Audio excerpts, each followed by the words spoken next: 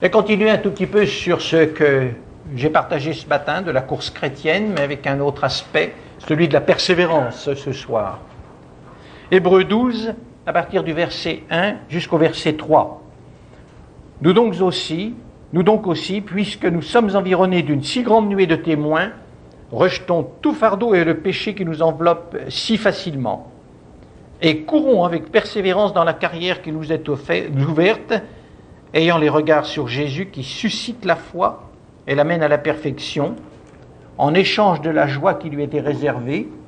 Il a souffert la croix, méprisé l'ignominie, et s'est assis à la droite du trône de Dieu. Verset 3, considérez en effet celui qui a supporté contre sa personne une telle opposition de la part des pécheurs, afin que vous ne vous lassiez pas l'âme découragée. Vous savez qu'au moins, à peu près plus d'une trentaine de fois, devrais-je dire, dans le Nouveau Testament revient le mot de persévérance, sous une forme ou une autre. Et ce mot de persévérance est attaché la plupart du temps à la vie chrétienne. Cela veut dire que ça demande de la persévérance.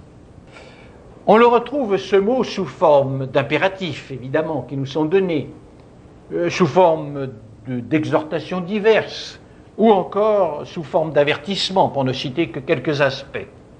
Cela touche à divers aspects de la vie chrétienne.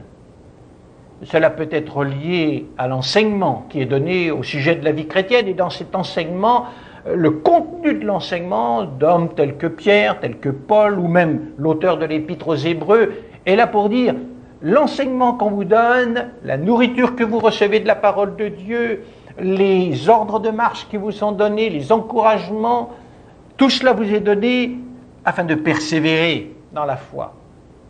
Car, là encore, on retrouvera des enseignements autour de la persévérance en ce qui concerne directement la foi. La foi, non pas dans le sens du salut, mais la foi dans son sens général, c'est-à-dire l'ensemble de la vie chrétienne, l'ensemble de cette marche qu'on évoquait ce matin.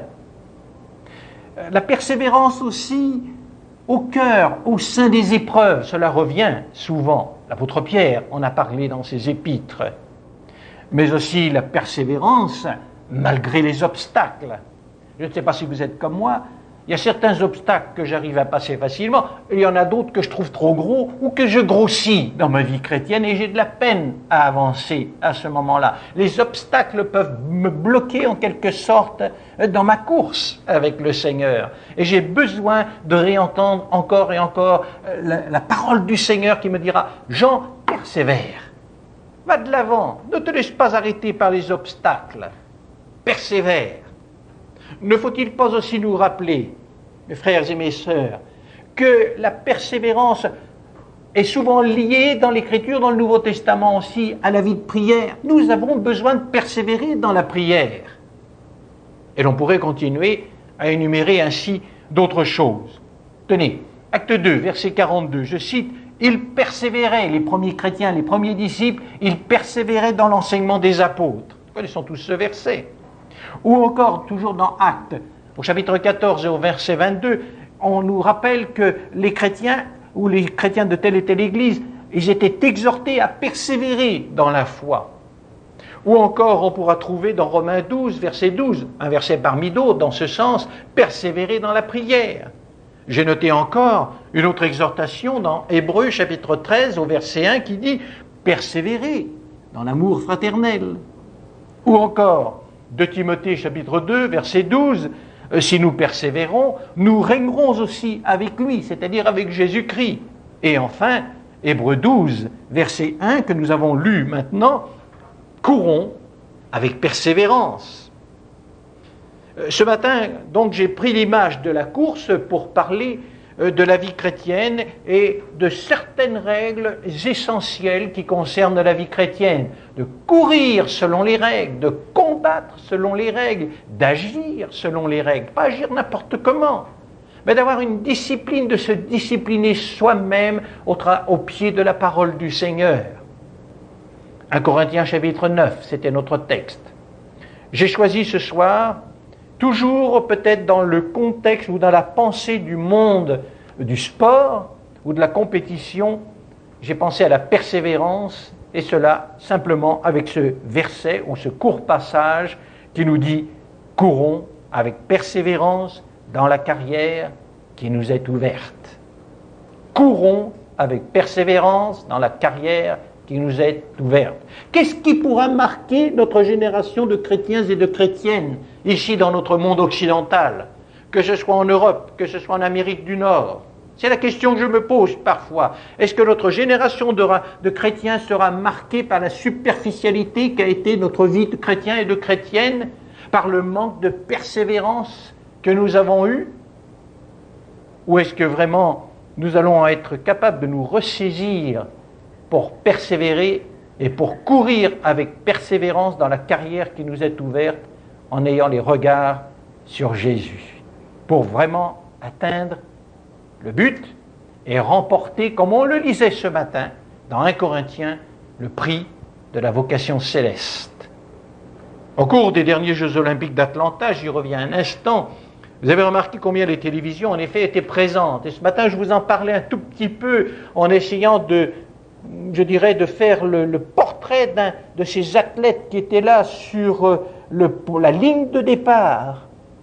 Le corps tendu, prêt à bondir dès que le signal serait donné.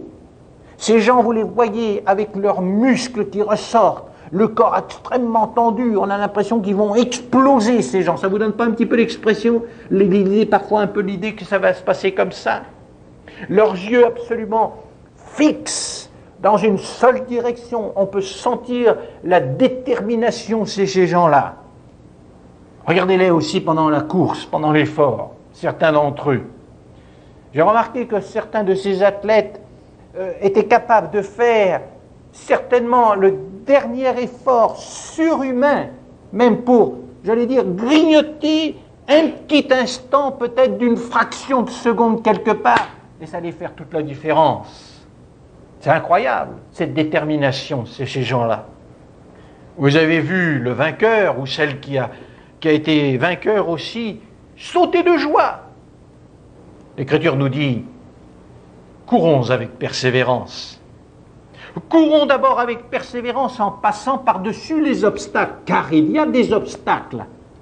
Hébreux chapitre 12 nous le rappelle au verset 1er. C'est un petit peu comme si la caméra de la parole de Dieu faisait un premier plan pendant la course chrétienne, car tout l'ensemble de l'épître aux Hébreux, elle pourrait se résumer de cette manière, pendant la course chrétienne. C'est comme si cette caméra de Dieu nous faisait vivre l'espace d'un moment de cette course chrétienne chez certains chrétiens. Et il y a certainement quelques leçons que nous pouvons en retenir. Dans l'Épître aux Hébreux, il y a certains chrétiens qui s'essoufflent. Il y a certains chrétiens qui se sentent de plus en plus fatigués et découragés. Ils ont été influencés aussi, il faut bien le dire, par certains enseignements qui leur ont été donnés. On leur a donné des enseignements, ils n'étaient pas assez stables, peut-être pas assez solides, pas assez forts, je n'en sais rien. Je ne peux pas juger de cela, mais ils ont leurs yeux qui se sont détournés de l'essentiel, et l'essentiel, l'auteur de l'Épître aux Hébreux, il travaille dur là-dessus dans son épître, l'essentiel, et il n'y aura jamais d'autre essentiel pour vous, pour moi, comme pour eux, c'est Jésus. Et l'auteur de l'Épître aux Hébreux, arrivant finalement au chapitre 12, car il est pratiquement à la fin de sa lettre, leur dira les regards sur Jésus. Courez, mais ayez les regards sur Jésus. C'est ça l'essentiel. C'est lui le but. C'est lui le perfectionneur de la foi, le perfecteur de la foi. Il y a des gens qui avaient envie d'abandonner. Il y en avait certainement qui avaient abandonné. Parce que des obstacles sont apparus sur le parcours. Et il y aura toujours des obstacles sur le parcours de la vie chrétienne, comme sur le parcours de la vie. Qui peut être encore assez naïf pour croire que dans la vie, il n'y a pas d'obstacle? Qui peut être encore assez naïf au milieu de nous ce soir pour croire que dans la vie chrétienne, il n'y a pas d'obstacle sur le parcours de la vie chrétienne? Personne, on le sait. Et nous nous laissons si facilement détourner. Les obstacles ici sont ramassés, je dirais, autour de deux mots. l'auteur de l'Épître aux Hébreux a pris 2 mots pour résumer cela. Rappelez-vous, le fardeau et le péché. Rejetons tout fardeau, dit-il. Bien sûr qu'il y a différentes sortes de fardeaux. Mais les fardeaux sont toujours lourds à porter. Parfois on a l'impression que le fardeau n'est pas aussi lourd que cela, mais vous savez, de se charger chaque jour et à chaque instant de ce même fardeau peut devenir lourd à porter. Et les fardeaux qui font absolument partie et qui sont, je dirais, des fardeaux qui font partie de la vie. Et il y a des autres fardeaux qui sont des fardeaux spirituels. Il y a d'autres fardeaux qui sont des conséquences à nos vies de péché aussi. Il n'y a pas qu'une sorte et une catégorie de fardeaux. Dans le psaume 38 au verset 5, parlant de péché en particulier, le psalmiste n'hésite pas à en parler comme d'un lourd fardeau, littéralement, d'un lourd fardeau, au psaume 38. Trop pesant pour lui, il n'arrive pas à en être déchargé, il faudra qu'il vienne à Dieu évidemment pour en être déchargé. Mais le péché peut être un fardeau, et il est un fardeau qui est lourd à porter. Dans Matthieu au chapitre 23, verset 4, Jésus parlera d'un autre type ou d'un autre genre de fardeau. Vous savez que Jésus accuse à ce moment-là certains chefs religieux de lier les gens avec, j'emploie le terme que Jésus utilise, avec des fardeaux pesants.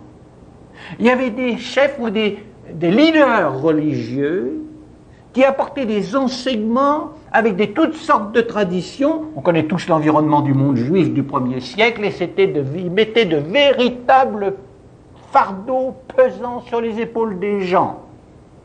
Vous voyez, simplement 2 exemples de ce que peuvent être les fardeaux. Christ est la délivrance de nos fardeaux.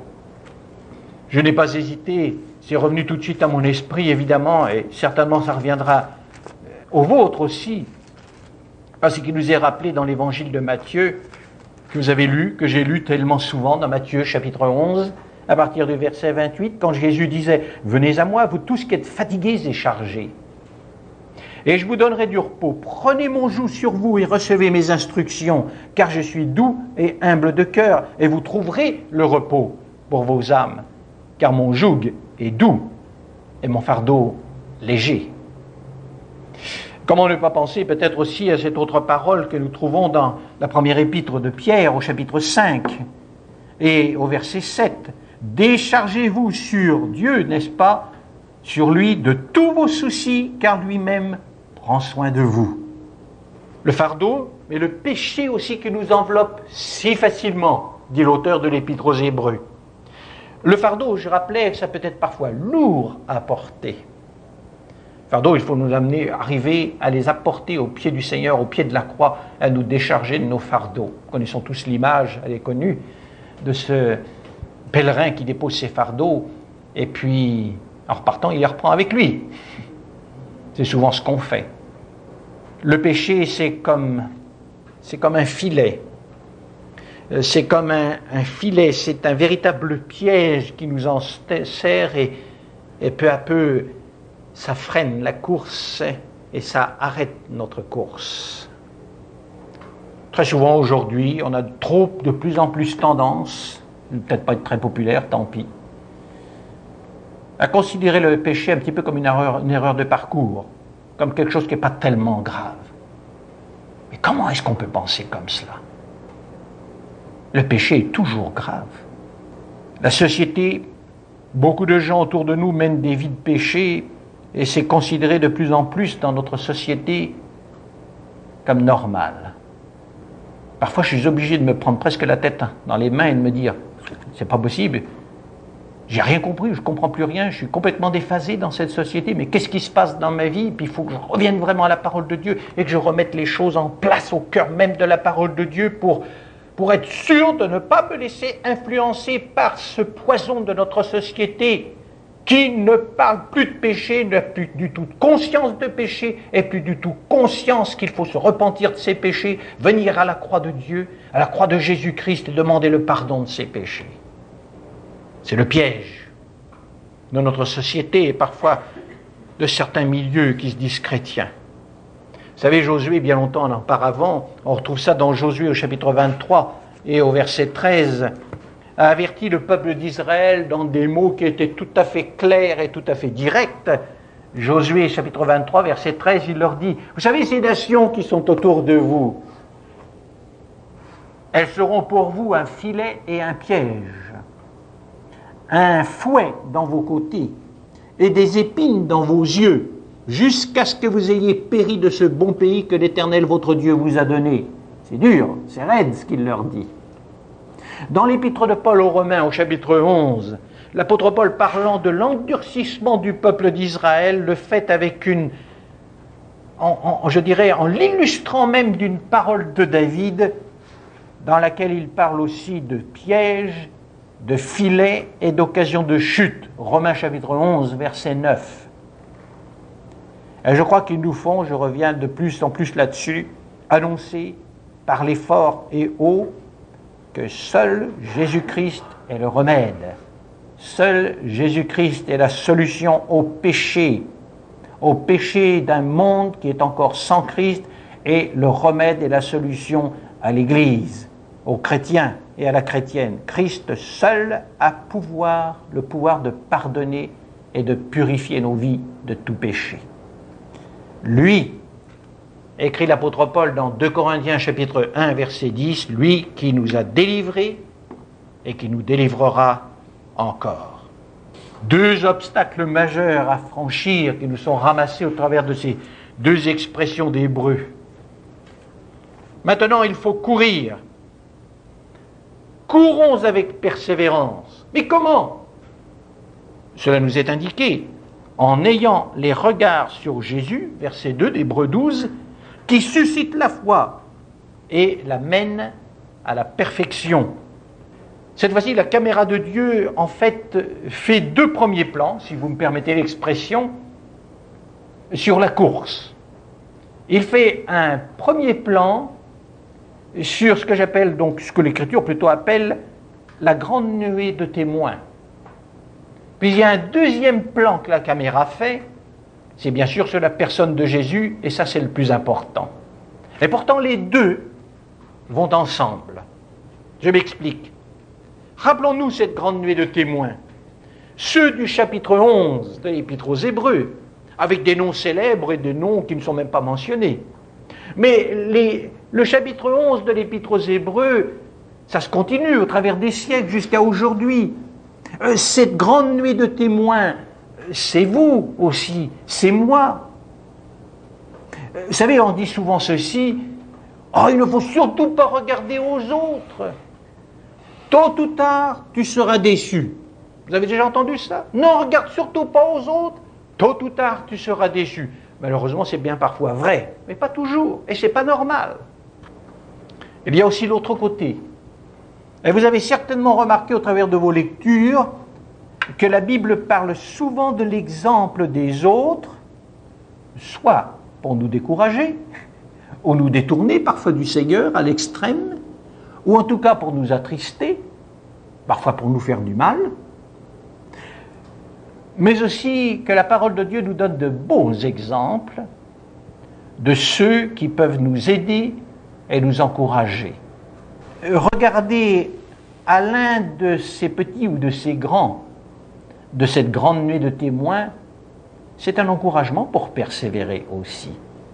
J'ai besoin de vous, j'ai besoin de regarder aussi à vous, alors que vous êtes en train de courir, alors que vous êtes en train de marcher avec le Seigneur, alors que vous êtes en train de persévérer avec le Seigneur. J'ai besoin de vous et vous avez besoin de moi. Vous savez, Hébreux 11, ça peut être comparé comme une longue course de relais. Chaque personne évoquée devient un modèle, devient un exemple à suivre, un encouragement de foi, un encouragement de persévérance, ce qu'ils ont vécu, ce qu'ils ont attendu, certains d'entre eux, et qu'ils n'ont pas forcément reçu sur cette terre, les épreuves au travers desquelles ils ont passé, car lorsque vous relisez le chapitre 11 de l'Épître aux Hébreux, vous pouvez noter, comme je l'ai noté moi-même, mais ces gens-là, ça n'a pas été une promenade de plaisir. leur vie.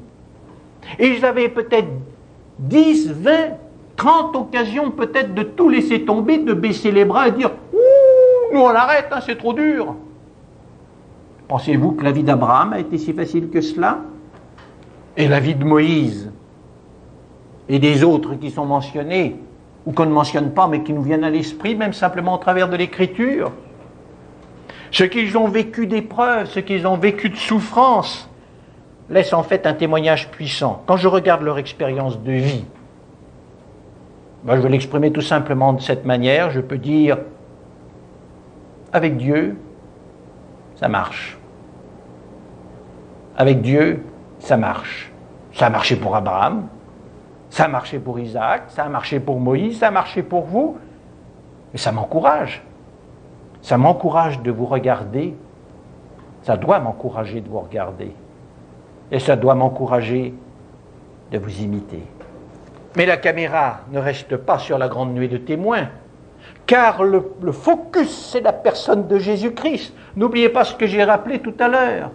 Tout au long de l'épître aux Hébreux, ces gens, certains de ces chrétiens qui fléchissaient, qui avaient du mal à poursuivre, qui se détournaient du Seigneur, avaient détourné les yeux du Seigneur pour différentes raisons. L'auteur de l'épître aux Hébreux remet les pendules à l'heure. Il dit « Courons avec persévérance en ayant les regards sur Jésus ». C'est un verset que vous et moi, nous avons lu et souvent lu et relu, n'est-ce pas? Et nous avons souvent été certainement rassurés par le message que portent ces simples paroles ayant les regards sur Jésus. La Bible nous parle du regard de la foi qui sauve.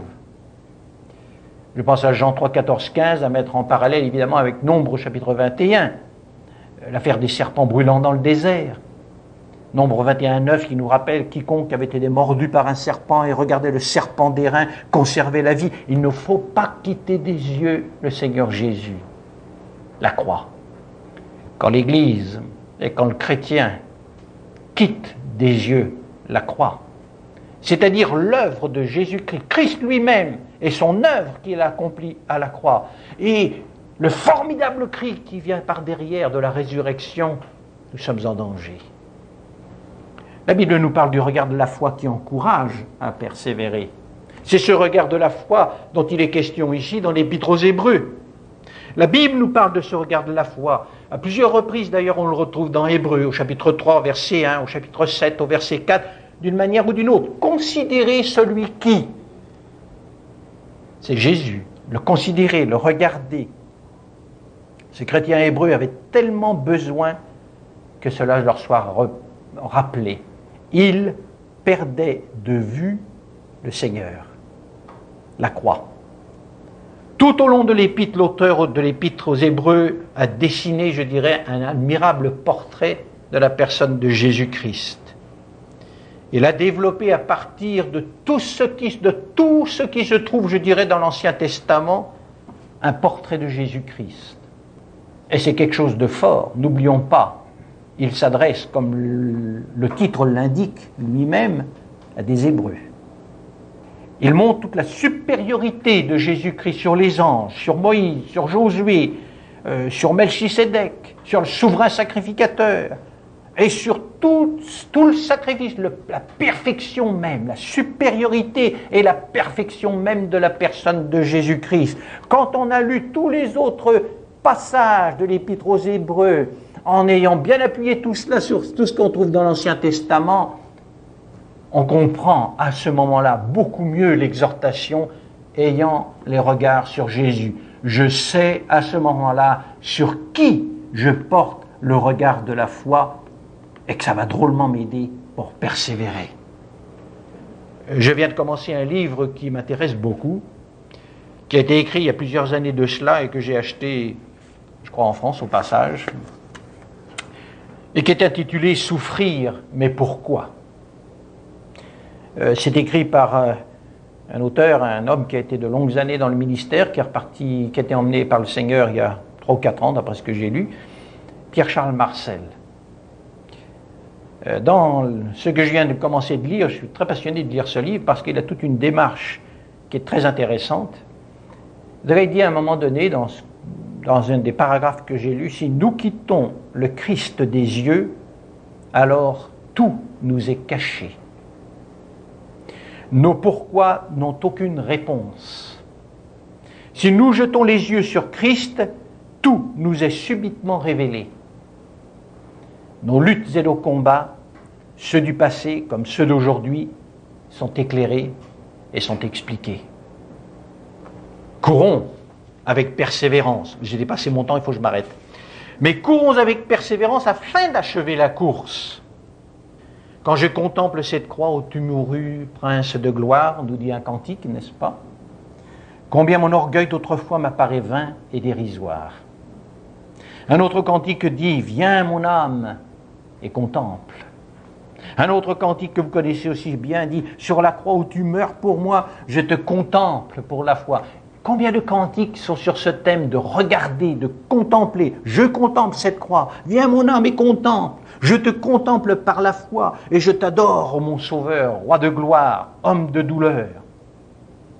Hébreux chapitre 12, versets 1, 2 et 3 appuie toute cette idée de la persévérance en ayant son focus sur la personne de Jésus-Christ, sur les souffrances et la mort même de Jésus-Christ. Car, c'est ce qu'il dit à la fin, lorsqu'il parle de la joie qui lui était réservée à Jésus-Christ. Il a souffert la croix, il a méprisé l'ignominie et il s'est assis à la droite du trône de Dieu. Considérez, il insiste, considérez, regardez, portez le regard, ne le quittez pas des yeux, comme l'athlète qui s'élance dans la course. Et tout au long de sa course, l'athlète ne va pas quitter des yeux un seul point que vous, ni moi, ne voyons, parce que la caméra ne le montre pas à la télévision de toute façon, et même si vous étiez sur le terrain, vous ne le verriez pas. Il n'y a que l'athlète qui le voit. J'allais presque dire par la foi. Le but. Et il entend déjà, comme tous les chants d'acclamation, parce qu'il aura gagné. Afin que vous ne vous lassiez point, écrit l'auteur de l'épître, l'âme découragée. Lors des Jeux Olympiques de Tokyo, il y a plusieurs années de cela, il y avait un lanceur de disques américain qui s'appelait Al Horter. Il a, paraît-il, gagné, j'avais oublié cela, 4 fois consécutives l'épreuve. Il avait gagné 4 médailles d'or consécutivement en tant que lanceur de disques. Mais ce qu'on ne sait pas toujours, c'est ce qui s'est passé la dernière fois. Une semaine avant les Jeux, j'ai lu ça quelque part, cet homme s'est déchiré un cartilage de la cage thoracique. Il faut un petit peu imaginer, pour un lanceur de disques, qu'est-ce que ça représente. Le médecin, bien sûr, le médecin a dit, il n'est pas question que tu ailles aux Jeux Olympiques. Il a dit, il n'en est pas question que j'y aille pas. Il a pu réussir à aller, et à vue humaine, bien sûr, il n'avait pas beaucoup de chance. Mais il a persévéré dans l'idée d'y aller, et le jour de l'épreuve, il s'est présenté avec des pansements et des sacs de glace destinés à atténuer, autant que c'était possible, la douleur. Ce que je ne savais pas non plus, je l'ai appris, mais peut-être vous étiez plus fort que moi dans le domaine, ils ont le droit à 6 essais. Après le 4e essai, évidemment, il souffrait le martyre, vous pouvez imaginer, l'athlète a dit, bon, je vais encore en essayer un de plus, mais je n'irai pas plus loin. Il savait qu'il ne pourrait pas aller plus loin, alors qu'il avait encore le droit à un autre derrière. Mais il a persévéré, il a dit, je vais faire le 5e. À la fin de la rotation, car pour lancer le disque, il y a toute une rotation, je ne vais pas le faire parce que je me retrouvais bloqué, moi, avec mon dos, mais au moment où le disque s'enveloppait, il a laissé échapper, paraît-il, un immense cri, et il s'est tordu de douleur, mais lorsqu'il s'est relevé, on lui a annoncé la longueur de son dernier jet, il avait gagné la médaille d'or. Peut-être que pour vous, peut-être que pour moi, dans la course qui nous est ouverte, il y aura parfois des énormes cris de souffrance et de douleur qui vont jaillir. Ne lâchez pas, ne lâchons pas. Persévérons jusqu'au bout, car il y a plus que la médaille d'or qui nous attend. Il y a le ciel qui nous attend, avec la récompense suprême, la présence du Seigneur. Combien d'entre vous, combien d'entre nous, en tant que chrétiens et chrétiennes, nous sommes prêts à persévérer, en fait, jusqu'au bout, malgré les souffrances que la vie parfois peut nous infliger. C'est vrai que nous vivons dans une société où tout doit être facile, où tout l'on tente d'effacer tout effort, toute peine, toute discipline, toute souffrance, tout travail même. Et nous nous étonnons que dans notre génération, il y ait tant de chrétiens et tant de chrétiennes où il y a des abandons aussi attristants. C'est là quelques-unes des réflexions que j'avais à partager avec vous aujourd'hui, pour vous, pour moi, autour d'un thème qui est encore dans l'actualité, mais pour nous, ce n'est pas des Jeux olympiques dont il s'agit. C'est de la course la plus importante qui soit pour notre vie et pour notre éternité, c'est la course chrétienne. Courez, disait l'apôtre Paul, 1 Corinthiens 9, 24, afin de remporter le prix. Courons avec persévérance, renchérit à sa façon l'auteur de l'Épître aux Hébreux. Courons avec persévérance dans la carrière qui nous est ouverte, ayant les regards sur Jésus. C'est lui le but et le point que nous fixons par la foi. Si nous détournons les regards, nous sommes en danger. Prions. Notre Père Céleste, on vient d'ouvrir ta parole, on vient de la lire, de la réfléchir ensemble pendant cette heure. Ah, tu connais combien de fois nous pouvons être fatigués, lassés, découragés, déprimés. Mais si nous sommes là ce soir, c'est parce que nous voulons persévérer avec toi. Et nous avons besoin de toi. Et surtout, ce que nous voulons faire, c'est de fixer notre regard comme l'athlète fixe le regard sur le but à atteindre. Et tu es notre but. Et nous voulons courir dans cette carrière qui nous est ouverte en ayant les regards sur Jésus. Merci pour Jésus. Merci pour ses souffrances. Merci pour sa mort. Tu es devenu proche pour nous au travers de sa venue, de ses souffrances, de sa mort. Et nous savons que, comme on le chante si souvent, que nous avons un ami fidèle et tendre. Bénis l'Assemblée. Et qu'au travers de cette nouvelle saison qui commence, cette Assemblée puisse grandir en toi, s'affermir en toi, s'édifier en toi et apporter le témoignage que tu veux que l'Assemblée apporte ici, dans cette terre de mission qui est aussi Granby. Et nous laissons aussi les églises que nous avons évoquées en Europe, en Grèce, en Allemagne, en Belgique, en France ou en Afrique. Et notre prière, Seigneur, commune, c'est que tu bénisses ton Église et que tu l'affermisses. Que ta grâce et que ta paix soient avec chacun de nous ce soir. En Jésus-Christ. Amen.